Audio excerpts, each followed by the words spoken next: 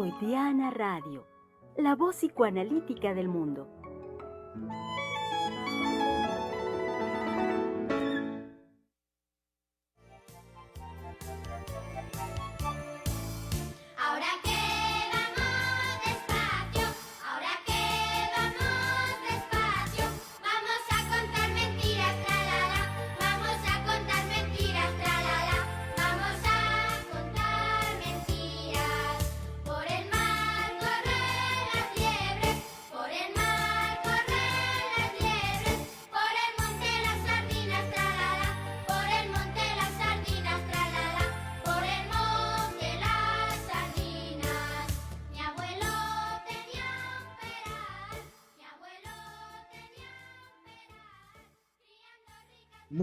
Muy buen día, querido público radio escucha de Freudiana Radio, la voz psicoanalítica del mundo.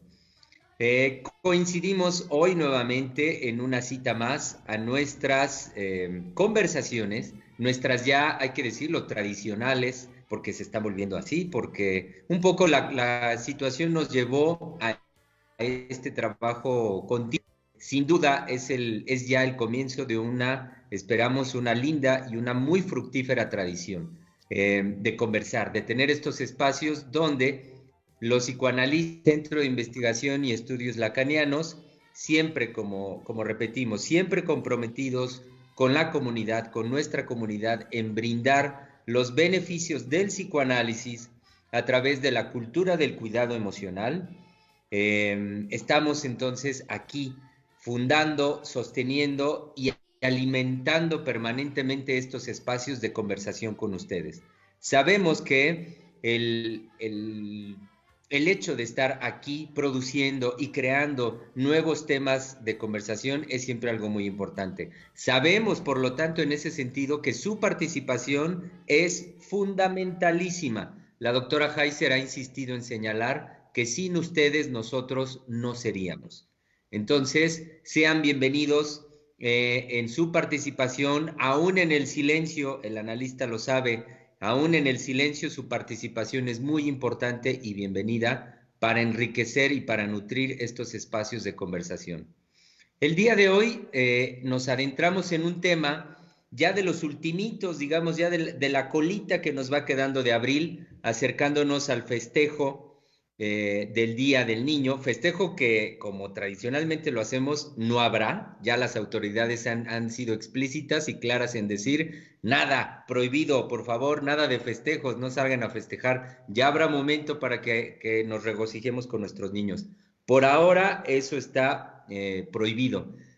Pero, bueno, en estos espacios y a través de la palabra, nos acercamos cada vez más al festejo del Día del Niño, el día 30, o sea, hace mañana. Hoy 29, en estos últimos momentitos que nos quedan de celebración del mes del niño, vamos a tratar un tema muy importante. Sabemos que es muy importante para poder, sobre todo, desbaratar mucho de la creencia popular al respecto de una palabra que siempre es polémica: mentira, la mentira. Y con toda esa carga moral negativa que hay sobre ese concepto. Entonces, sabemos que es muy importante poder conversar sobre las mentiras de los niños y hacerlo, por supuesto, desde el fundamento psicoanalítico para que vayamos, lo que acabo de decir, desbaratando toda esta creencia popular y mucha de esta carga moral que hay sobre la palabra mentira. Entonces, para ello doy la bienvenida a tres mujeres psicoanalistas hablando de la vida cotidiana, hablando hoy de las mentiras de los niños, y que son mis colegas Giselle Mendoza, Valeria Reyes y, por supuesto, la directora del CIEL, la doctora Silvia Heiser. Bienvenidas. ¿Qué tal, Germán? ¿Cómo está? Muy buenos días. Pues sí, se trata ahora nada menos que de algo que produce muchísimos trastornos en los niños, no las mentiras, sino la exigencia de los padres a, pues casi a torturar a los niños de dime la verdad, dime la verdad, dime la verdad, cuando ellos de alguna manera creo que no han dejado de mentir en el resto de sus vidas. Exactamente. Desde que eran niños, justamente. Es que no podríamos concebir la vida de los seres humanos sin todo lo que vamos a decir al respecto de lo que se juega emocionalmente y cómo la mentira tiene que ver con una dinámica psíquica muy importante para el ser humano, que si no fuera a través de estos recursos, el chiste y su relación con el inconsciente, ¿sí? La mentira como un cumplimiento de deseo, la fantasía como otra forma de cumplir deseos, el sueño y el cumplimiento de deseo. Es decir, todos estos aspectos en donde forman parte de la vida cotidiana de los seres humanos y que son necesarísimos que se inserten en lo social, en el lazo social, en el lugar que les corresponde. Y no en la tortura, digamos, de que a veces hasta golpes, castigos severos, manifestaciones de muchísima crueldad, en cuanto al niño supuestamente mentiroso y que lo convierten hasta en un delincuente, un malvado. Es que si sigue con sus mentiras, ¿en dónde va a terminar? Va a terminar en en la cárcel o en un hospital psiquiátrico porque no vive la realidad, porque siempre está hablando mentirosamente o de sus fantasías que para él, digamos, son necesarias, como también para los adultos. Vaya, aquí lo que yo quiero subrayar es que aunque nuestro programa es en función del sufrimiento de los niños cuando son exigidos y demandados por una moral absurda, ¿sí? A que la dignidad de un niño estriba en que diga la verdad. Entonces, como que eso sería para mí lo a subrayar, lo notificar, lo insertar de cómo hay un sufrimiento atroz por este tipo de atropellamientos morales y de creer que decir la verdad, ¿sí? Es la condición de seres buenos, honorables, dignos, honestos. Ajá. Y bueno, cuando vemos, por ejemplo, en el caso de nuestro señor presidente, que lo acusan de mentiroso, que definitivamente dicen que es un gran mentiroso, pues podríamos decir que en el juego de lo que nosotros proponemos, muchas veces se dice mintiendo la verdad y viceversa, ¿sí? Se dice diciendo la verdad mintiendo. Entonces, estos son los aspectos psíquicos de los cuales somos los encargados de transmitir y con el propósito, digamos, de proteger a los niños de esas torturas, por un lado, pero por otro lado también que los adultos dejen esa moral colgada, pues no, mejor al bote de la basura, que esa moral la tiren al bote de la basura, Sí. ¿sí? Que si quieren ensañarse con alguien, pues díganle al señor presidente, mentiroso, mentiroso, mentiroso, mentiroso, mentiroso. Y él dirá, bueno, en toda verdad existe una mentira y en toda mentira existe una verdad, así es que no me importa. Claro, creo que lo que menciona, doctora, bueno, a mí me anima mucho porque tratar la mentira nos convoca como psicoanalistas y también tiene que ver directamente con el campo del psicoanálisis, porque hay que considerar que la forma en que la mentira se trata en el campo psicoanalítico no tiene que ver con la religión, no tiene que ver con la moral, tampoco tiene que ver con la filosofía, sino el lugar de la mentira en el psicoanálisis es un lugar de valor y de reconocimiento de que a través de la mentira el niño dice algo acerca, ¿sí?, de un cumplimiento de deseo inconsciente. Esto lo iremos tratando en el transcurso del programa, pero me parece oportuno introducirlo, ¿sí?, ya que hay un trabajo genial de Freud, que es un trabajo donde aborda las mentiras de los niños, ¿sí?, y lo que devela a través del trabajo es esto. A mí me llamó la atención, ¿sí?, porque Freud escribe este trabajo en una forma de hacer un llamado a los padres de que sean considerados con sus hijos y sobre todo algo que a mí se me hace genial, que es que él dice, ¿sí?, que hay que dejar que los niños mientan y que hay que ser considerados con esas mentiras y más allá de enjuiciarlos o de obligarlos moralmente a que digan la verdad, tratar de entender, ¿sí?, qué es lo que el niño está tratando de decir a través de la mentira.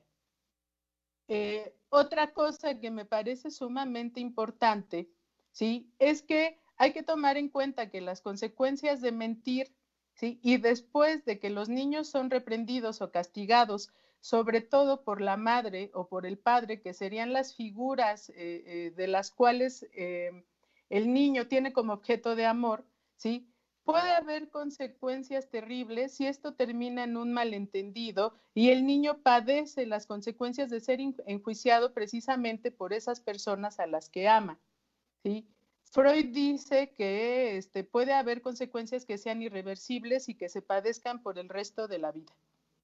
No, sí, es que la degradación que se establece desde la moral, como si el decir la verdad fuera un valor que da cuenta ciertamente de el ser humano como valioso, como honesto. Ujú. Cuando definitivamente ahora vamos a tratar que la mentira, como nos acaba de decir nuestra colega Valeria, forma parte de la satisfacción, como digamos, de la satisfacción psíquica, así como del placer que tiene que estar jugado ahí, y así como el cumplimiento de un deseo, porque son varias cosas que se reúnen en una condensación en los trabajos de Freud.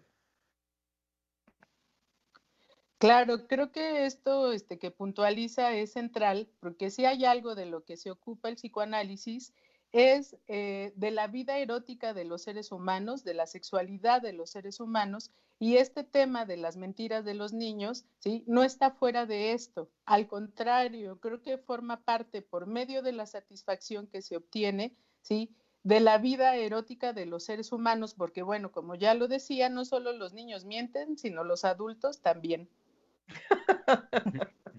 ¿No? Y en el niño la mentira tiene una dinámica completamente lúdica, lúdica. Se cumplen muchas cosas que en los juegos la satisfacción y la erotización en la cual puede estar inmerso el niño se canaliza de una manera muy bien en el juego. Y la mentira, mentir, contar mentiras, ¿sí? Indiscutiblemente que es el desbordamiento, por así decirlo, de una felicidad compartida con otros al respecto de mis fantasías, al respecto de mis fantasías que quiero que sean para los otros una realidad viviente. Entonces, toquemos este punto que es muy, muy importante. La fantasía, en el sentido de contar mentiras, se satisface porque se satisface algo muy importante para el niño, porque crea con sus amigos, porque crea con sus papás ese universo infantil en donde el alma infantil descansa de todas las exigencias que se le van, digamos, requiriendo, imputando, exigiendo al niño. Entonces, imagínense la alegría y el gusto de un niño que va y cuenta una aventura, ¿sí?, que jamás ha llevado a cabo, que no está en esa realidad concreta, ¿sí?, contundente, pesada, etcétera, sino que entramos precisamente a una experiencia como de estar en las nubes, como de vivir flotando, como de tener precisamente esa vivencia del juego, hablando precisamente de aventuras o de pensamientos o de historias. El otro día fui y esquié en una montaña llena de nieve y vi venados y vi renos y vi lobos y entonces me asusté y mi papá me dijo, no te preocupes. Caramba, si eso no forma parte de la vida cotidiana de los seres humanos, como cuando también, digamos, los adultos empiezan de la misma manera que los niños. Van y le cuentan a cierto grupo socioeconómico que ellos, bueno, acaban de hacer un viaje maravilloso y que estuvieron en las mejores tiendas de Nueva York y que pasaron por la Quinta Avenida y que simplemente para darse un estatus, para decir, no vaya a ser que estos vayan a considerarme pobre, porque, porque entonces soy un pobre desgraciado, ¿sí? Entonces, esa posibilidad en el adulto de hacerse, digamos, toda una imagen para ser aceptado, para ser reconocido, para ser envidiado, pues todo eso, ¿qué es, Dios? ¿Qué es? ¿Cómo lo podríamos evitar si precisamente forma parte de la vida cotidiana, placentera de los seres humanos? Y que Doctor, además, hola, no, sí, adelante, Giselle.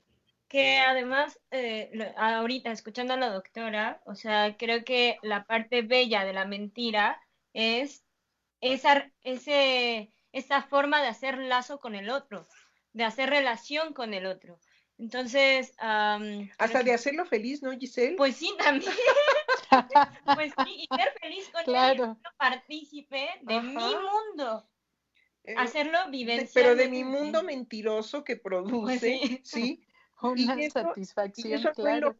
no enloquece porque el sujeto se va feliz, decir, híjole, Ujú. qué padre la pasamos, Conta- gracias a mi mentirotototota que les conté. Sí. Y en esta línea hay algo muy bello que está vivencialmente en mi vida en relación al psicoanálisis, porque, bueno, cuando yo estuve en la licenciatura de teoría psicoanalítica, eh, lo que nos decían los analistas transmisores de la licenciatura, junto con la doctora, era, en este centro, si hay un paciente que viene y nos dice, en la sala de espera está un elefante rosa, aquí le creemos. Entonces, eso a mí me lleva a la dimensión de acogimiento que tiene al menos este centro, ¿no? De creer tal cual en la palabra del otro, del paciente que viene, y lo que eso al sujeto le permite ser él. Entonces puede hablar de él a partir de sus mentiras, ¿por qué no? Y Pero creo que hay unas mentiras malas que producen malestar, que degeneran a los seres humanos. Por ejemplo, decir que pagaron los impuestos y no es cierto. Bueno, pero nuestra colega Valeria nos va a ubicar muy bien en los fundamentos que tienen, los fundamentos psíquicos que tiene la mentira. Claro, hay algo que tiene que ver con esto que estamos tratando, porque bueno, desde el psicoanálisis, como acaba de mencionar Giselle, las mentiras se acogen y se les da un valor y se les da un lugar. Entonces hay algo que trata Freud con respecto, ¿sí?, a esa necesidad, sobre todo que tienen los padres, de llevar al niño a que confiese su mentira o que acepte que mintió. Entonces, ese es un punto muy importante porque hay algo que trata Freud que es imposible para el niño, ¿sí?, confesar la mentira o admitirla, porque para hacerlo necesitaría poder reconocer su deseo inconsciente. Entonces, eso es imposible. Si es inconsciente, pues es imposible que el niño lo reconozca. Sobre todo, digamos que esa experiencia de placer, ¿cómo le dice al padre? Ah, bueno, te mentí por placer sexual, papá. Claro que no. Bueno, es una demanda verdaderamente psicótica de los padres, ¿no? Porque eso tendría que ser la verdad del niño. La verdad del niño, ¿sí? Sería, te he mentido para obtener un placer erótico, ¿sí? Al pronunciarlo. Pero ya llevarlo a que es un infame niño y degradarlo y calificarlo como lo peor y la tristeza, el dolor, la pena de no tener ninguna defensa frente a eso. Y luego no quieren que haya niños depresivos. Y luego no quieren que haya niños que, bueno, a mí me gustaría tratar más adelante el odio que genera en el niño ese dolor de no ser protegido, acogido por mi padre, sino que es mi peor enemigo, es mi torturador por excelencia. Porque, doctora, en esto me parece que tenemos que tomar en cuenta lo siguiente, que a partir del fundamento que ya nuestra colega Valeria menciona, es decir, el fundamento del deseo inconsciente jugado en el momento, en el acto de que el niño dice la mentira, tenemos que decir algo muy importante y lo asocié en relación a esto último que usted dice, doctora, del sufrimiento, de la pena para el niño. ¿Por qué? Porque en tanto inconsciente tenemos que, y eso es una responsabilidad enorme para los adultos, tenemos que ser muy conscientes de acoger al niño porque en tanto inconsciente, él mismo no sabe, no puede tener la conciencia absoluta y la dimensión del efecto que va a producir su decir, su mentira, digámoslo así. Es decir, hay algo en ese acto y en esa palabra que aunque sale de él, no está por completo en el control absoluto de él. Por lo tanto, hay algo de él mismo que es responsabilidad del adulto saberlo acoger y poder acoger eso que del mismo niño a él lo sorprende de su misma creación y de su misma participación. Hay algo es decir, en este programa vamos a estar en el filo de de la navaja, que es precisamente el lugar que le corresponde al psicoanalista en lo social, ¿sí? Recuerdo esa frase genial de Lacan: restaurar el filo cortante de la verdad psicoanalítica y abordar precisamente tratando de quitar las consecuencias gravísimas que sufren los niños en cuanto a la demanda de honradez y de valor, porque eso es lo que se juega, ¿sí? Mi hijo que no miente es un buen niño, es un niño honrado, es un niño honesto, es un buen niño. Entonces imagínense la devaluación que el niño vive sin recursos de defensa. Eres un mentiroso horrible, te burlas de nosotros, nos haces creer lo que no es verdad. Estoy pensando, por ejemplo, en cosas de la vida cotidiana de los niños, de los jóvenes y de los adultos, ¿no? ¿Sí? ¿Qué pasa cuando llegan tarde los adultos? Tienen que contar un mentirón, ¿sí? Porque no pueden decir, tomé la decisión de llegar tarde. Tomé en mi libertad de un ser humano, tomé la decisión de llegar tarde. Asumo que llegué tarde y que eso tiene que tener consecuencias y tiene que tener, digamos, una sanción. Entonces, para evitar la sanción de quedar mal, porque bueno, la gente que llega tarde es definitivamente degradada.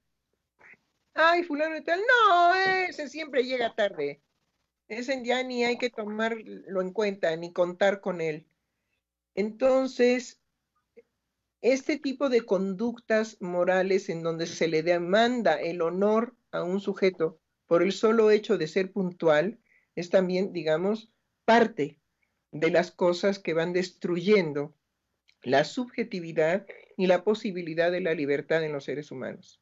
Ahí creo que el decir siempre tengo una dificultad para llegar a tiempo por el tráfico, que muchas veces es verdad, por el accidente que sucedió, porque vivo muy lejos del trabajo, porque me tengo que trasladar casi en hora y media o 2 horas para llegar a mi trabajo, en fin, etcétera. Y la pretensión es precisamente lo que nos decía nuestra colega Valeria y lo que acaba de decir muy bien Germán, pero sí quiero decirle al público que nos escucha que cuando tomamos estas responsabilidades, estamos en el filo de la navaja. Es decir, podemos ser interpretados como, ay, estos están favoreciendo lo peor, ¿sí? En los niños. Estos son verdaderamente unos perversos que predican cosas que definitivamente yo no vuelvo a prender la televisión o bueno, el Twitter o lo que sea, ¿sí? Para oír a estos psicoanalistas horrendos, faltos de moral, faltos de respeto, faltos de valores. Tenemos, digamos, como que la tragedia del Judas, ¿no? de que, de que somos traidores a las buenas costumbres, somos traidores a los buenos principios, ajá, somos amorales en muchas cosas. Entonces, bueno, no es cualquier cosa. ¿Cómo decir que la mentira forma parte de las formas de placer de los seres humanos y que el sujeto, sobre todo el sujeto adulto, sabe muy bien que al mentir tiene consecuencias su mentira? De eso es de lo que no se puede hacer cargo el niño. No se puede hacer cargo de las consecuencias fatales, letales que puede haber de su mentira, ¿sí? Porque sí, hay mentiras que producen daño, que producen efectos, digamos, secundarios muy, muy terribles. Como puede ser, por ejemplo, si hay un niño que no quiere a su hermano, él es el mayor, es el que tiene que, de alguna manera, si él está en la primaria y su hermanito todavía va en kinder, es de alguna manera recogerlo para que cuando llegue la mamá, se suban rápidamente al coche y se vayan a casa, ¿sí? Y que el hermano de alguna manera intencionalmente no quiere saber nada de ese niño que no quiere, que es un usurpador en su casa, porque esos sentimientos es muy difícil a veces manejarlos, ¿sí? No basta con decir es tu hermanito y él te quiere mucho, ¿sí? Y entonces es no buscado por el hermano mayor y le puede decir a la madre que pues que no lo encontró y que no sabe dónde está. El susto que le puede producir a la madre, no podemos decir que no es una consecuencia muy grave, muy negativa en el sentimiento de la madre. Y que cuando ella descubra que fue el niño el que no fue a buscar a su hermanito y le ha mentido, y ese dolor ese susto, ese dolor que le provocó la mentira del niño, ¿cómo la va a elaborar? ¿Cómo la va a procesar? Ahí están los puntos candentes. Claro, creo que son puntos candentes porque es verdad, sí, que podemos ser tomados de una manera equivocada al tratar este tema.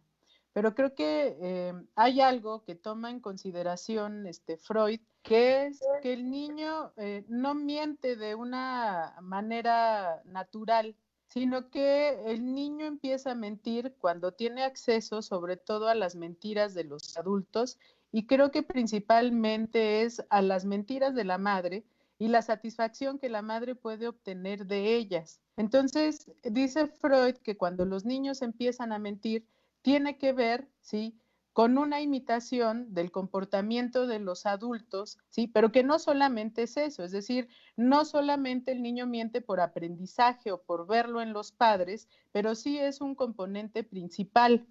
Entonces, creo que tiene que ver con esto que usted hablaba, doctora, de cómo puede ser juzgado socialmente el hablar de la mentira desde un punto de vista que no sea moral, ¿sí? Porque eso implicaría que pudiéramos reconocer, ¿sí?, esto que decía de que mentimos, ¿sí?, en lugar de asumir las decisiones que tomamos que están fuera de lo bien visto socialmente. Entonces, creo que lo complejo de poder tomar una postura y decir, yo tomé la decisión de llegar tarde en lugar de mentir, es que uno tenga la posibilidad de asumir una responsabilidad. Y creo que eso tiene que ver pues con lo más complejo de los seres humanos, ¿sí? Cuando generalmente buscamos formas de no hacernos responsables de nuestras decisiones. También yo pienso que el, el llevar al niño a una situación ética con su decir, ciertamente no está en la línea de enjuiciarlo, pero tampoco la línea de ocultarle a él la consecuencia de su decir, en este caso de su mentira. Por Entonces, ejemplo, en este ejemplo que yo ajá, en puse, este ¿no? ejemplo que pone la doctora, ¿Qué va a hacer la madre ujú, con el sentimiento de cómo que no sabes dónde está tu hermano? No, pues no sé, lo cual es una mentira porque el niño simplemente no lo fue a buscar. sí, Y que ahí la madre tiene que ir por encima de sus afectos y decirle, bueno, ¿estás seguro de lo que me estás diciendo? ¿O me puedes ayudar a encontrar a tu hermano? Entonces es darle una salida óptima, pero entender también que en muchas ocasiones no se llega a resolver la presencia de esos hermanos después de él. Es mm, decir, es un Mm. conflicto ujú. del que ha nacido primero. ¿Qué iba a decir, Germán? Bueno, ahorita ya lo que usted acaba de mencionar, doctora, me parece que es la introducción de un tema muy importante que en la cultura suele soslayarse, suele cubrirse con la ideología de que los padres, la madre principalmente, en tanto que es madre y es la figura incuestionable en nuestra cultura, entonces ama a todos por igual. Su amor es tan infinito y universal que entonces ama a todos los hijos por igual. Y lo que usted ya con esto introduce me parece muy importante para poderlo abrir, para poder tratar, por lo que también ya decía usted hace rato, los analistas estamos permanentemente en el filo, en ese filo de decir estas condiciones tan importantes y que son fundamentales de nuestra vida emocional y que sabemos que a la concepción de muchas personas lesionan sensiblemente pues todas las construcciones ideológicas que soporta nuestra cultura. Entonces, quería decir esto, doctora, y si me permite, aprovechar el momento para un corte, invitando, por supuesto, a que ya en el siguiente bloque me parece muy importante que sigamos ampliando esto que usted ya acaba de proponer. Sobre Eh, todo que ya viene el mes de mayo, el Día de ajá. la Madre, y entonces nos estábamos riendo aquí los colegas porque dijimos, híjole, qué barbaridad, la gran mentira, a sí. todos los quiero por igual. Y entonces, ¿por qué te brillan los ojos cuando llega tu consentido? Exacto. Bueno, con eso regresaremos después de un corte musical. Permítanme antes recordar los medios de contacto, que son primero los teléfonos 5680-7686 en la Ciudad de México, 771-199-5618 en Pachuca y el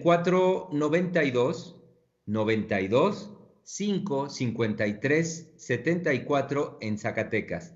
También, novedad a partir del día de ayer, es la posibilidad para establecer contacto en Francia con la doctora Adriana Lozano y esto es posible en el siguiente número telefónico 06 63 01 91 62. Por si ustedes saben de algún compatriota que esté por allá en Francia y que, bueno, tenga la necesidad de hablar y de ser escuchado, pues cuenta ya con la posibilidad de acudir con la doctora Adriana Lozano. También recordarles que estamos tanto en Facebook como en YouTube, como Centro de Investigación y Estudios Lacanianos, y por supuesto nuestra estación en internet como www.freudianaradio.com. Nos escuchan en vivo y también pueden escuchar todas las emisiones anteriores. Por favor, esperamos su comunicación y por ahora volvemos después del corte musical.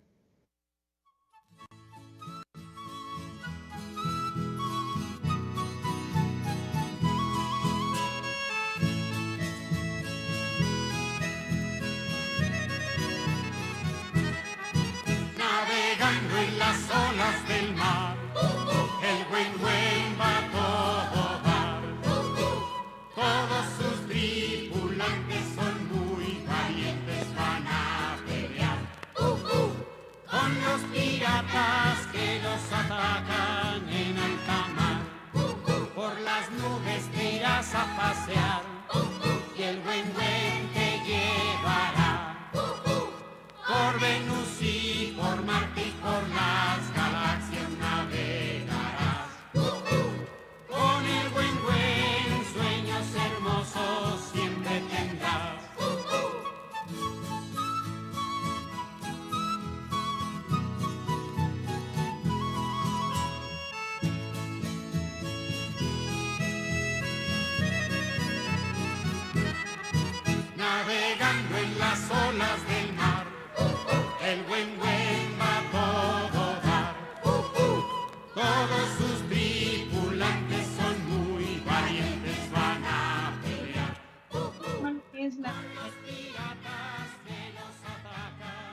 Muy bien.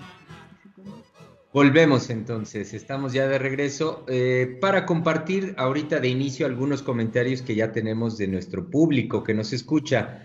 A través de YouTube, Mónica P. nos dice, saludos queridos Ciel, aquí en sus importantes programas con temas tan sensibles. Muchas gracias. Tenemos también, bueno, hay un comentario de Jacqueline Pacheco. Por supuesto, sé que mi colega Omar Benítez escuchará lo siguiente. Nos dice Jacqueline Pacheco, hola, se corta constantemente el sonido. Y luego tenemos de Ivette Peval el siguiente comentario. Dice, hola de nuevo. Así como lo explican, pienso que las mentiras de los niños hacia los adultos son aceptables, pero en viceversa, de los adultos hacia los niños pueden ser catastróficas en algunas situaciones, como se ha comentado en programas anteriores. Muy bien, son esos los comentarios que tenemos y pues ya retomábamos. Me gustaría, sí, en el punto que señaló doctora, porque sí, querido público, agárrense, prepárense, porque viene el mes de mayo, viene la posibilidad de, sobre pretexto de ese mes, poder hablar de algo que ya empezamos hace unos días a tratar, de la madre, de la mujer, la diferencia entre ser mujer, entre ser madre, pero particularmente de esta figura, de esta presencia que es la madre. Y sí, como ya ahorita lo anticipaba la doctora, vamos a sacudir conciencias y estructuras sociales y culturales en el sentido de poder, ¿por qué no?, cuestionar eso que universalmente siempre damos por hecho, que es el amor de la madre y el amor entendido como universalmente parejo para todos los hijos. Vaya cosa. No, sí, por eso nos reíamos. Pero recuerdo la propuesta de la doctora Adriana Lozano la vez pasada, cuando ella subrayaba muy bien, no se trata de gestar una madre ideal, eso no existe. No hay posibilidad de existir una madre ideal, simplemente es una madre, pero una madre que puede tener todo ese gusto de estar permanentemente aprendiendo cosas para el bienestar de sus hijos y de ella misma, ¿sí? Y que también subrayaba, no me acuerdo si subrayaba esto la doctora Lozano, cuando decía, bueno, podríamos pensar por lo que dijo la doctora Heiser que entonces dar de mamar la leche materna sería una obligación, sería una imposición, ¿sí? No lo recuerdo que lo haya subrayado de esa manera, pero que también debido a que nuestros radioescuchas nos pueden orientar en cómo captan ustedes lo que nosotros queremos subrayar, en este caso, como un bienestar para el bebé. También llevarlo, digamos, a una situación más compleja, como puede ser el derecho que tiene el bebé a tomar la leche que le proporciona su madre. Eso es un derecho, y es un derecho de salud. Tendremos mejores ciudadanos más saludables en la medida en que estén bien amamantados por la leche materna, a no ser que ésta sea no una leche buena. Y entonces habrá que recurrir a la alimentación artificial.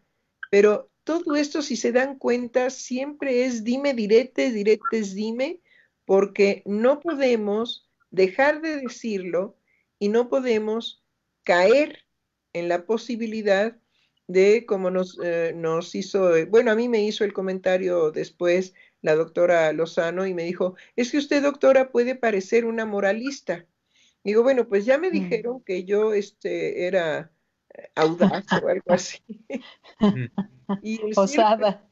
Osada, exactamente, osada, ¿sí? Pues sí, tenemos que correr esos riesgos y después tener la posibilidad de aclarar que no se trata de una moral, sino se trata de poner ciertas cosas en discusión, en polémica, pero para beneficio del lazo social, para beneficio del bienestar, en este caso, todo un mes dedicado a los niños para el bienestar de los niños, porque los psicoanalistas que trabajamos con niños somos conscientes de los sufrimientos actuales que los niños padecen y que tienen ya un sufrimiento actual, un sufrimiento que viene de lo que ellos escuchan en su mundo, de lo que se desencadenó como una forma, digamos, en las escuelas que se llamó el bullying, ¿sí? Y que se ha llamado el bullying, y que, bueno, tomó condiciones y características, inclusive de llevar a los niños a una situación de suicidio, ¿sí? Entonces, no es cualquier cosa lo que nos toca a los psicoanalistas tratar. Entonces, bueno, pues es lo que yo quisiera subrayar. Doctora, yo quisiera comentar algo al respecto de lo que dice la radioescucha, porque ella habla de las mentiras de los niños y las mentiras de los adultos, sí, que en el caso de los niños se puede tomar naturalmente, pero en el caso de los adultos tiene consecuencias graves. Creo que habría que distinguir, sí, que cuando nosotros hablamos de las mentiras de los niños, tiene que ver con una forma, ¿sí?, en que los niños pueden hablar de un deseo inconsciente, ¿sí?, que puede obtener una satisfacción por medio de la mentira.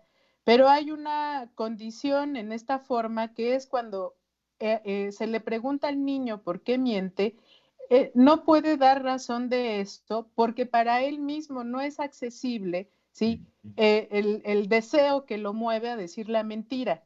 Entonces yo quiero hacer una distinción de esto con que a veces las mentiras de los adultos vienen de una proposición que ellos se hacen, que se proponen, hacer un engaño para no comunicarle algo al niño. Entonces eso es muy distinto, ¿sí?, que la forma de la mentira como la estamos abordando.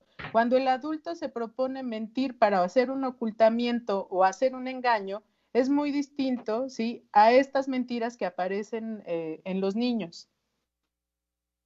No, sí, indudablemente, pero aquí creo que lo que tenemos que volver a clarificar y ser muy, muy, muy puntuales es que no podemos negar que puede haber consecuencias muy severas, muy graves en el asunto, digamos, del mentir, ¿sí? Pero no vamos a caer en una evaluación de la mentira de mentiras buenas, mentiras piadosas, mentiras malas, mentiras catastróficas, no, sino lo que acaba de decir nuestra colega, ¿sí? Lo que queremos subrayar es que la mentira forma parte de la vida emocional, de la vida psíquica de los seres humanos y que tiene una ventaja para la dinámica psíquica y es el cumplimiento de un deseo inconsciente. Entonces tenemos que afrontar que el cumplimiento de un deseo inconsciente puede indudablemente traer consecuencias catastróficas, pero que no es la intención, sino la consecuencia inesperada, muchas veces, de la mentira. Por ejemplo, no hay ningún hombre que siendo infiel llegue y diga, me da culpa, amada mía, amada esposa, quiero decirte la verdad porque soy un hombre honrado, te soy infiel. Bueno, no va a ser nunca así.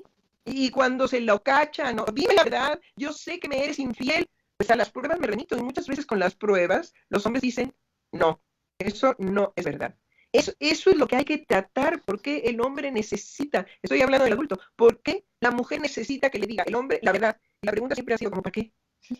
¿Cómo para qué? Si ya ella sospecha que es infiel, lo que tendría que preguntarse es, ¿ella en qué ha participado para que el hombre sea infiel? Porque no es de gratis. No, ¿cómo no? ¿Cómo no, doctora? Es un mujeriego. Bueno, ¿pero usted por qué se casó con un mujeriego? ¿Cuál era su placer jugado ahí, no? Sí. Claro. Pero bueno, no nos desviemos, que lo que estamos tratando es precisamente, lo que pasa es que abarca al adulto también, claro, el asunto, digamos, de ese placer inconsciente. Déjeme, doctora, de hecho, compartir un par de preguntas que ya nos están llegando de nuestro público. Zulro nos dice, salud nuevamente, me surge la duda. Entonces, cuando registramos que el niño miente, ¿es pertinente hacerle ver lo que notamos o pasarlo por alto? El consejo de Freud es contundente, dejarlo pasar por alto. No lo dice Gabriel, sino el siglo XX, ¿sí? Aquel que fue capaz de ver las constituciones más profundas del alma humana. Dejarlo pasar. El niño sabe, de alguna manera sabe que está mintiendo. Pero lo que lo va a ayudar más es que no haya, ¿sí?, la agresión ni lo catastrófico para él, sino que él pueda decir, bueno, puedo mentir, porque, paradójicamente, no hemos dicho que el porcentaje mayoritario de los seres humanos en su vida cotidiana, aunque nos sorprenda, viven diciendo la verdad. No viven mintiendo, viven diciendo la verdad, porque decir la verdad también es una posibilidad, ¿sí?, de satisfacer muchas cosas en la relación con nosotros. Entonces, curiosamente, bueno, yo no tengo ahorita estadísticas porque creo que no se hacen, ¿sí? Oiga, aquí en el censo, ¿cuántas veces ha mentido usted en su vida? Nunca. Y mienten en el censo. Como se usaba. Sí, No decir Pero, que tienes luz, no decir que tienes todos los servicios. Pues no sé cómo para qué, pero era parte de hacer el censo. pero al respecto que esto dice de que la mayor parte de la gente vive feliz diciendo la verdad, creo que sí, es algo que se vive constantemente en la clínica, sobre todo cuando los pacientes vienen y pueden decir, ya pude hablar con tal persona, esposo, con mi padre, con mi madre hacer esto, y le pude decir la verdad. Y que eso es una satisfacción gigantesca y un logro, ¿sí?, que recurrentemente se escucha en la clínica. sí, sí, cómo no, sí. Y que, digamos, vivimos más en la experiencia de la verdad que en la experiencia de estar mintiendo. Ahora, no quiere decir que no haya en un momento dado una necesidad de ser un mentiroso cotidiano, ¿no? Pero eso, si llega a la clínica, es resolutivo, es decir, se puede resolver, porque llegará el sujeto apenado de ser un mentiroso colosal. Es decir, hay un sentimiento de culpa cuando se dan estas exageraciones de la mentira, ¿sí? Y en relación al lugar que ocupa la verdad en nuestra vida, pues al menos en el psicoanálisis, como se trabaja la verdad, que es una verdad no toda, que es en función a que no tenemos acceso a nuestra vida, bueno, partiendo del fundamento, a nuestra vida inconsciente, no nos es accesible todo lo que se moviliza en nuestra dinámica psíquica, ¿no? En nuestro cotidiano. Entonces, creo que los ejemplos que nos ponía la doctora en relación al niño, en relación al hombre mismo que miente, la persecución, en muchos casos de la madre o la persecución de la pareja, encierra una situación que le permite a ella mantener desplazado lo que ella puede develarse de la relación misma por el hecho de dudar o de la relación con el hijo por el hecho de que el hijo no pueda o no quiera decirle lo que le acontece. También la mujer se oculta su participación en esas relaciones, o sea, desplazando la cuestión al enjuiciamiento del otro antes que cuestionarme a mí mi participación. En esto que dice nuestra colega Giselle, por eso creo que la pregunta es, en el caso de los niños, déjenla pasar. El niño de alguna manera se sentirá más seguro, más reconfortado con que no produce daño, no produce escándalo, ¿sí? En el caso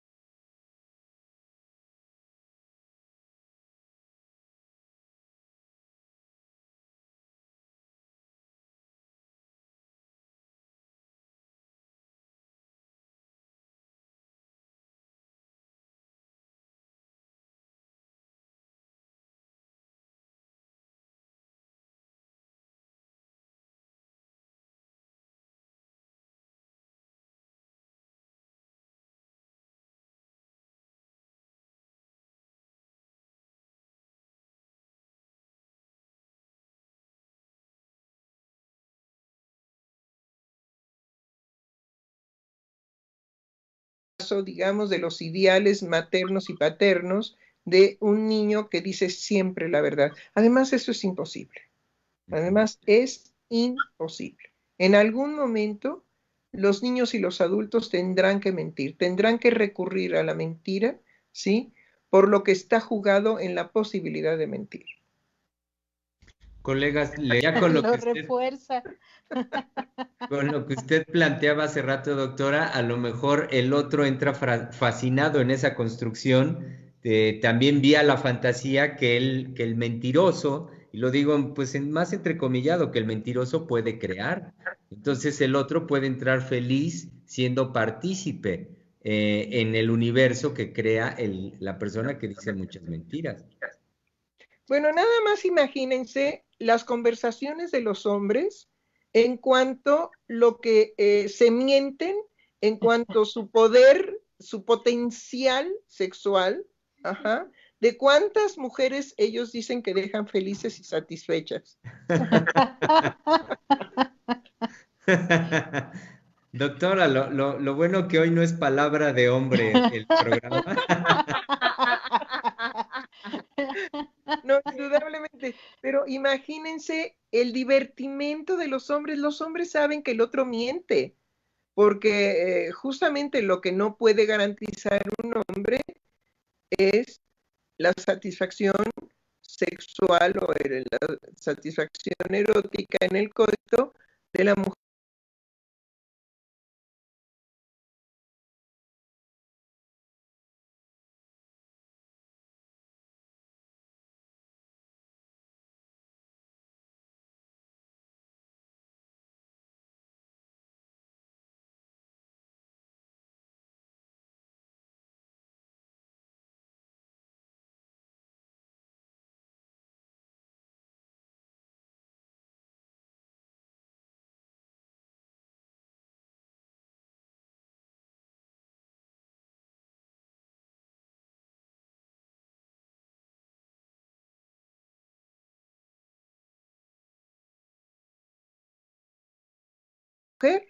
¿Sí? Y las mujeres generalmente, por misericordia, mienten. No, y es completamente cierto, doctora. Ahorita que como el único representante masculino en la mesa, lo que usted acaba de decir es cierto, que nunca faltan sus proezas eróticas de todas sus conquistas, y definitivamente que terminan siendo pues puros cuentos, vaya, terminan siendo reuniones que todo es broma, que todo es guasa, que vaya, sabemos de inmediato que es más alaraca, que es más hacer juego, que realmente algo que sea fehaciente. El hombre sabe en el fondo que Ajá. aquello que realmente le importa no lo anda publicando en ese tipo de reuniones. No, por supuesto, pero volvemos a cómo, digamos, también habíamos dicho de lo lúdico de la mentira, y bueno, pues ahí está el conjunto de hombres tomándose su cerveza o jugando dominó o qué sé yo, y están felices de oír al mentirosote de todo lo que, ¿por qué? Porque desencadena fantasías eróticas, el decir de ese otro, y que esa es la satisfacción que se obtiene. No están los demás hombres que lo escuchan en la posición de, ay, mentiroso, no, sino cuéntanos todo eso, porque nos los llevaremos precisamente al placer de las fantasías que se me van a desencadenar a mí, de lo que tú dices. Entonces, pues ahí están en sus placeres, ¿no? Claro, esto que dice me lleva a pensar también el lugar de la mentira en las relaciones de pareja, porque cuando uno recibe parejas en la clínica, llegan a unas intensidades y unos apasionamientos a través de la mentira, ¿sí?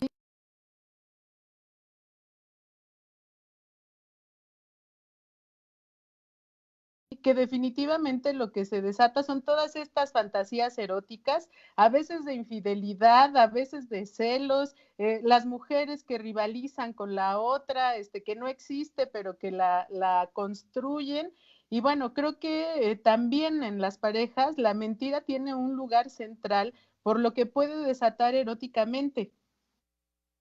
Claro, claro, indudablemente que sí. Pero creo que vamos llegando a los puntos que podrían ser refrescantes para nuestro público. La mentira forma parte de la vida normal de cualquier ser humano, sean los pequeñitos o sean los grandototes, ¿sí? En el caso de los pequeñitos, lo que deseamos es que los padres puedan acoger la mentira y no como una degradación, mi hijo es un mentiroso y se está degradando. No, sino que, bueno, él nos quiere decir algo también a través de la mentira. Y entonces poder escuchar, oye, por cierto, el otro día me contaste tal y tal y tal cosa, y cómo fue o cómo sigue la situación.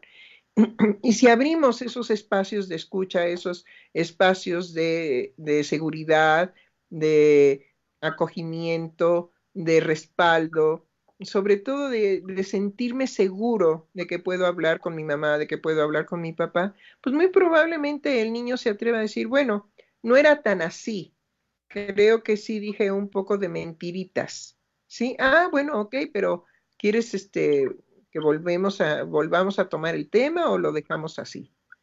Pues yo creo que el niño pediría, no, mejor lo dejamos así. Bueno, pues lo dejamos así. Pero no empezar, pero no vuelvas a decirnos mentiras, porque entonces te degradaremos y te odiaremos con todas las fuerzas de nuestro ser. No, creo que cuando el niño pudiera confesar, bueno, no todo lo que te dije es así, es tal vez diferente.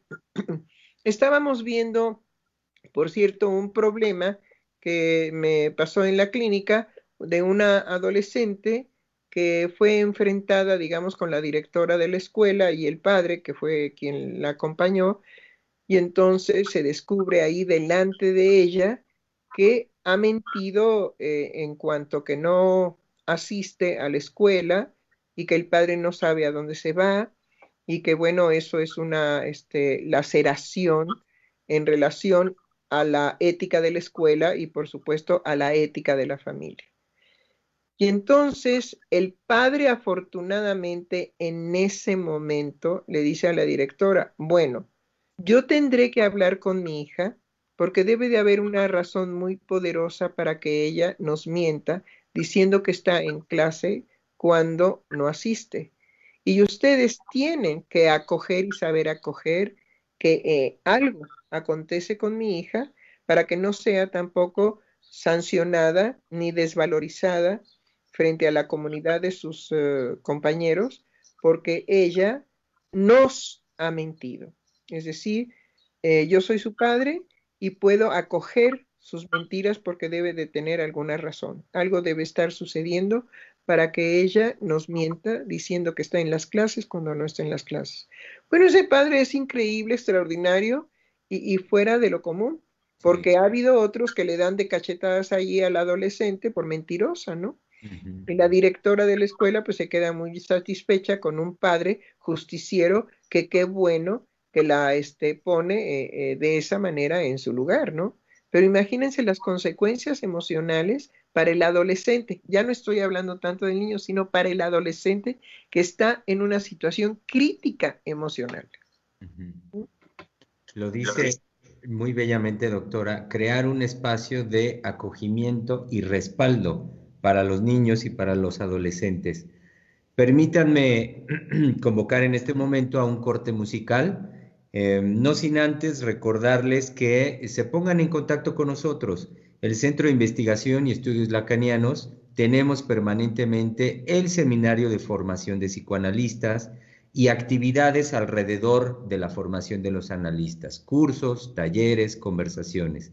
También tenemos en activo y en formación y a punto también de comenzar, esperemos una vez que termine toda esta situación de la contingencia sanitaria, nuestra licenciatura en teoría psicoanalítica. Y como estas actividades, estamos permanentemente en la creación de los espacios de conversación abiertos a todo público para seguir la línea, como ustedes ya lo han vivido en los programas de radio, la línea de conversación, de compartir, de poder compartir con nuestro público los beneficios del psicoanálisis a través de la cultura del cuidado emocional. Entonces, pónganse en contacto con nosotros. En la Ciudad de México lo pueden hacer al 5680-7686. En Pachuca lo pueden hacer al 771-199-5618. Y en Zacatecas al 492-92-553-74. En Francia tenemos también ya la posibilidad de contacto con la doctora Adriana Lozano al teléfono 06 63 01 91 62. Saben que nos ubican en internet en www.freudianaradio.com y claro que también en Facebook y YouTube como Centro de Investigación y Estudios Lacanianos. Volvemos.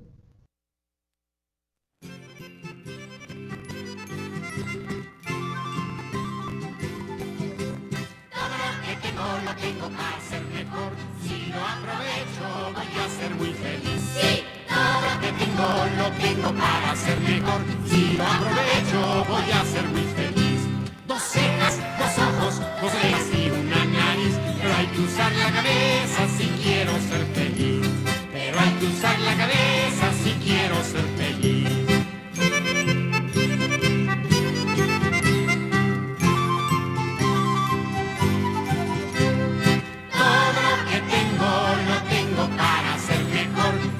Aprovecho, voy a ser muy feliz. Sí, todo lo que lo tengo para ser mejor. Si lo aprovecho, voy a ser muy feliz. 2 brazos, 2 piernas y una boca que es para comer. Pero hay que usar la cabeza si quiero ser feliz. Pero hay que usar la cabeza si quiero ser feliz.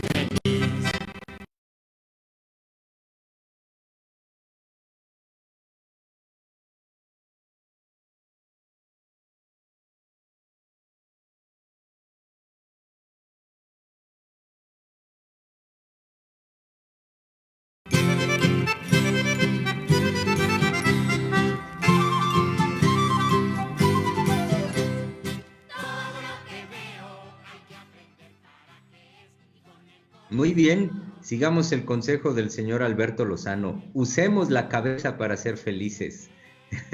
Y compartir rápidamente un comentario de nuestro público. Geb nos dice, gracias por estos programas.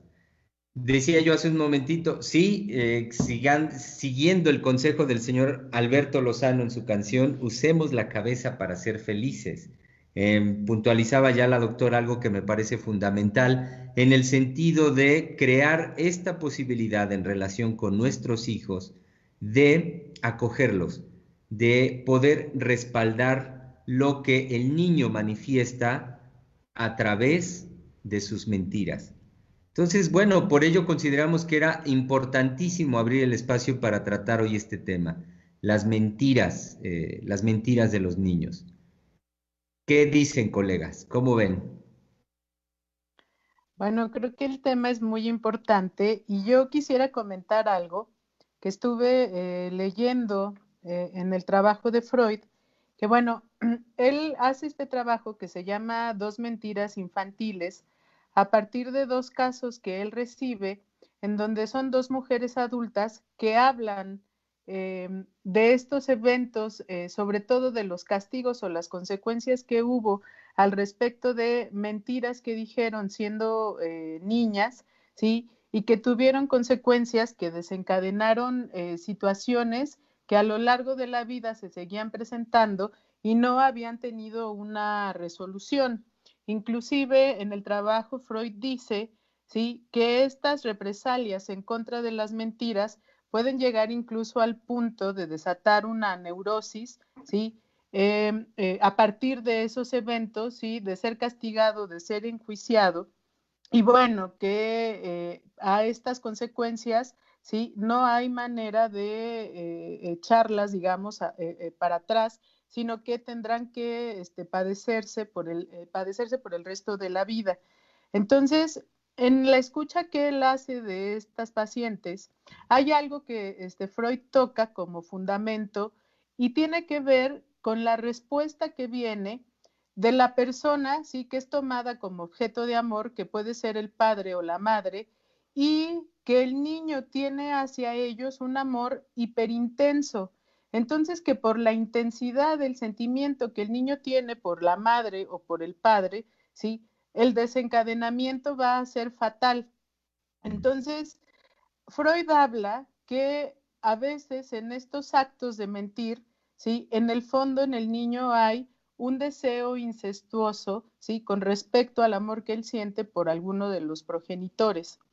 Entonces, quería introducir este punto porque me parece también central para poder hablar, ¿sí? De las intensidades jugadas en los niños, ¿sí? Por el amor que le tienen a los padres. No sé qué opinan. No, sí, indudablemente. El niño es capaz de sacrificarse, eso lo vemos en la clínica, de sacrificarse con tal de tener un acierto, una seguridad del amor de sus padres, ¿no? Y la inseguridad de los niños o inclusive los problemas escolares que se presentan de falta de atención o de una hiperactividad, nada tiene que ver con el síndrome este que se gestó como una consecuencia de estar creando diagnósticos al por mayor, ¿sí? Y que los niños desgraciadamente cayeron en este terrible diagnóstico, sino que puede haber problemas que se manifiesten en la escuela porque definitivamente los padres no le aseguran al niño que ellos son los protectores, definitivamente los que por solo el hecho de que él exista, ellos son felices, ¿sí? Independientemente de que su hijo sea en algunos momentos con una conducta alterada. Lo que no se debe, digamos, de ponerse a jugar es el amor de los padres. Es decir, a mí me duele que tengas dificultades en la escuela. Yo lo que quiero es evitar que las tengas, pero mi amor por ti no se altera porque tú seas de esta manera. Hay alguna razón por la cual tú tienes un comportamiento de este tipo. Y que siempre abra en los padres esa posibilidad de que si el niño tiene alteraciones de conducta, es definitivamente porque hay en el núcleo familiar una tensión tal a resolver por el niño que ¿qué le va a importar la concentración en la escuela, por favor? Por supuesto que queda alterada. Pero aquí lo que quisiera yo subrayar es abiertamente, abiertamente, ¿sí? Es si este deseo incestuoso se gesta por la intensidad del amor a los padres, ¿sí?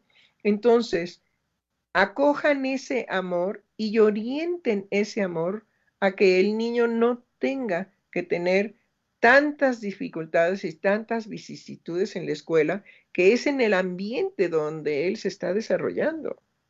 La escuela es algo de la vida de los niños determinante. Entonces los padres deben de ser siempre los protectores y los que le pregunten a sus hijos si ellos se sienten protegidos por ellos, amados por ellos, queridos por ellos, admirados por ellos, ¿sí? O no, para que haya, digamos, una vigilancia de si mi amor por mis hijos llega o no llega, porque puedo estar pensando que, yo amo a mis hijos, ajá, y me echo en una hamaca y me pierdo, ¿no? ¿Sí? Ya, ahí me quedé en la convicción de que yo los quiero, de que yo los amo, ¿sí? O examinarse los padres también de qué pasa cuando los hijos no son los satisfactores que ellos esperan de ellos, ¿no? Y eso poderlo tratar entre las dos partes de la pareja y de ver cuáles serían las formas de solucionar esta pretensión también de imposición al hijo de que tiene que ser un satisfactor narcisista de los padres, ¿sí? Que tiene que satisfacer intensamente a los padres.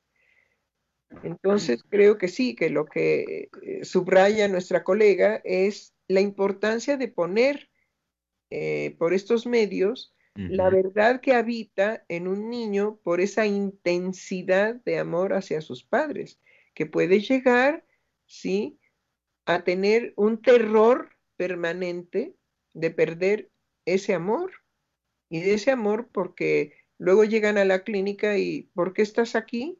Porque soy desobediente, ¿sí? Entonces ya está calificado por los padres como te llevamos a una correccional que es la clínica del psicólogo o del psicoanalista, ¿no? Sí, te traemos aquí para que te corrijan, ¿no? Sí, somos la correccional psíquica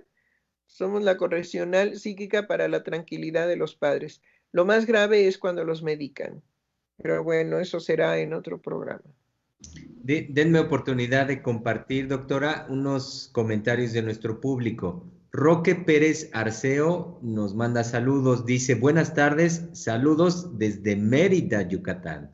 ¡Oh! Rosa Hernández nos dice, buen día a todos, tema importantísimo en la niñez, dice, la mentira de los niños. Recordando esta serie en tiempos de pandemia dedicado a los niños.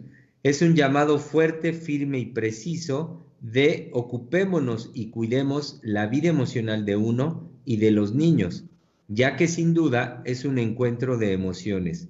Un acto de amor es dar lugar al sentir y decir de los niños. Gracias por esta conversación que nos permite ocuparnos. Saludos a todos. Charlie Santana nos dice, qué gran programa, y nos hace una pregunta. ¿Qué problemática podría existir por la intervención de pedagogos y profesores en las escuelas cuando los niños mienten? ¿Y cuál sería el impacto para los niños cuando son castigados? Bueno, yo no quiero contestar porque a mí eso verdaderamente me saca de quicio, ¿sí? Tengo que ser más serena para decir que es urgente no darles por parte de los padres ese poder a los maestros. Lo que pasa es que estamos también en una situación en donde se ha intervenido tanto los padres con su poder de que ellos pagan la colegiatura y entonces van y le demandan al maestro, sabe Dios qué maravillas, que también fíjense qué difícil es tener una respuesta justa para este tipo de vicisitudes. Pero en donde sí podemos caminar es, si mi hijo es castigado por el maestro porque ha mentido, ¿sí? Yo lo que tengo que decirle casi inmediatamente al maestro delante de mi hijo tiene derecho a mentir. Y vamos a tener que hablar usted y yo, ¿por qué usted le niega ese derecho? Usted debiera de tener la preparación correcta para acoger algo que forma parte de la vida de los niños. Y no esta severidad de, como mientes, tengo derecho a tratarte que eres malo, que eres deshonesto, sobre todo la degradación, ¿no? Luego un niño mentiroso es, ¿sí? Digno de vomitarse. Es eso lo que hay que quitar. Entonces, ¿qué se puede hacer frente a las escuelas? Pues muy serenamente ir a hablar con la autoridad máxima de que los padres no estarán de acuerdo que ante las mentiras de los niños, los maestros se ocupen de la educación y por lo tanto de los castigos en relación a eso, porque hay una moral verdaderamente que hay que destruir como el muro de Berlín, ¿sí? Con mazos, a patadas. Hay que destruir esa moral en relación alrededor de la mentira y de no estar fomentando un valor que es verdaderamente obtuso. No hay posibilidad de quitarle al ser humano el camino hacia la mentira como forma de satisfacción. No hay posibilidad de olvidarnos que la intensidad del amor de los niños hacia los padres los lleva a un amor incestuoso que los hace en muchas ocasiones elaborarlo por medio de las mentiras. ¿Qué va a saber un pobre maestro de todas estas cosas? Pero los padres que nos escuchan, sí, por favor pasen la voz de lo que nosotros vamos aquí poniendo para la salud emocional de sus hijos, para la salud emocional en la escuela, en la casa, en donde ellos se desarrollen. Es muy importante entender que es imposible arrancarle un inconsciente al niño, por Dios. Él tiene un inconsciente también. Y también lo que pensaba ahorita en relación al lugar y a la responsabilidad que los educadores, los maestros tienen, es o sea, que no están exentos también de que su sexualidad en relación a los niños o a los chicos, a los jóvenes, se va a ver manifiesta también en esa relación. Recordaba ahorita el caso de un paciente que viene a sesión, un chico adolescente con los padres, y es la madre la que me dice, lo que pasa es que la maestra dijo que pues como no sean química,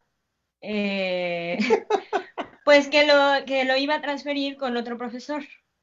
Es decir, la dimensión de ese decir erótico, no hacemos química. No hacemos química, resuena, pues, y también como esta profesora muy fácilmente se lava las manos de esa relación erótica que está, por supuesto, implícita en la situación que tenía este chico con esa materia.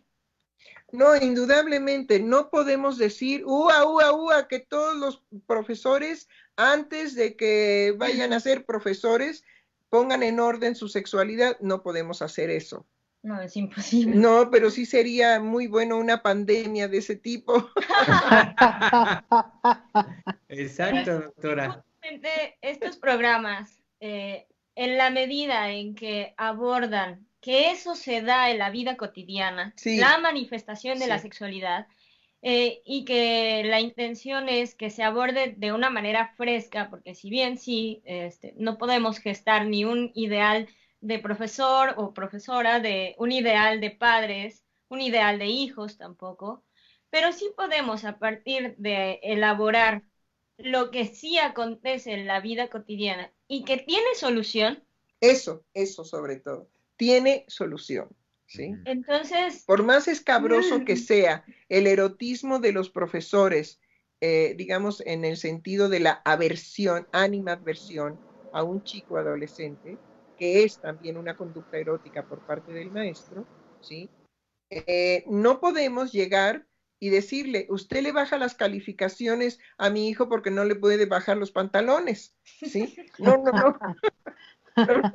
podemos hacer ese tipo de cosas, pero sí, indudablemente, siempre respaldar al chico. Ahora, a mí me parece que el desplazamiento de él, porque la maestra no hace química con él, y el desplazamiento hacia otro profesor, hasta cierto punto es un remedio, es decir, le vendría bien al chico, pero no deja de quedar señalado, evaluado, de que la maestra, con todo el poder que tiene de ser la autoridad en el salón, lo desplaza, lo desprecia, lo saca del universo de ella, en lugar de acogerlo.